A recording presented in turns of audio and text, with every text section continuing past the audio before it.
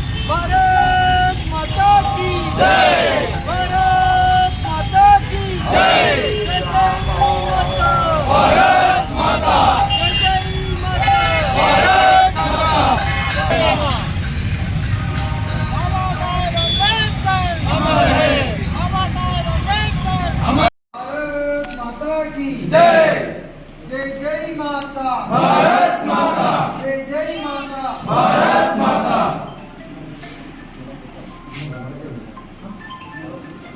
जय भीम, जय भीम, जय भीम, जय भीम। जोर से बोलो, प्यार से बोलो, जय भीम बोलो, जय भीम बोलो, जोर से बोलो, प्यार से बोलो, जय भीम बोलो, जय भीम बोलो।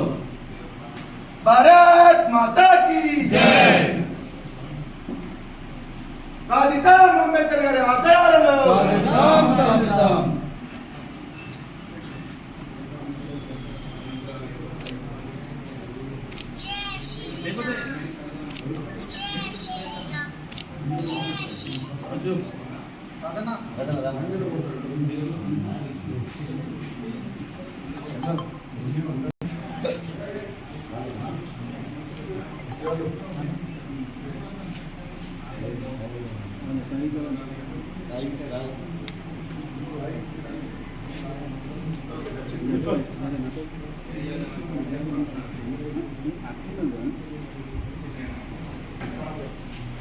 సాధిద్దాం అంబేద్కర్ గారి ఆశయాలను, సాధిద్దాం అంబేద్కర్ గారి ఆశయాలను,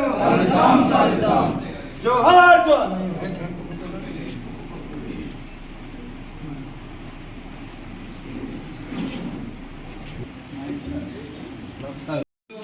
భారతీయ జనతా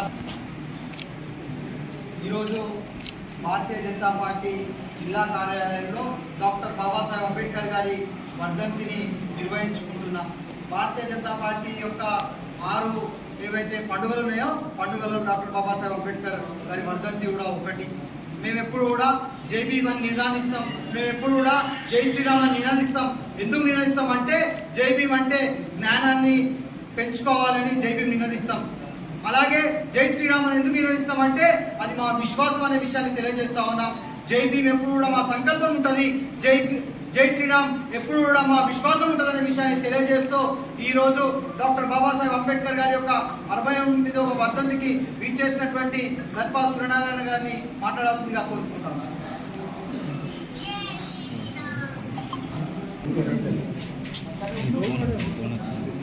జై భీమ్, జై శ్రీరామ్।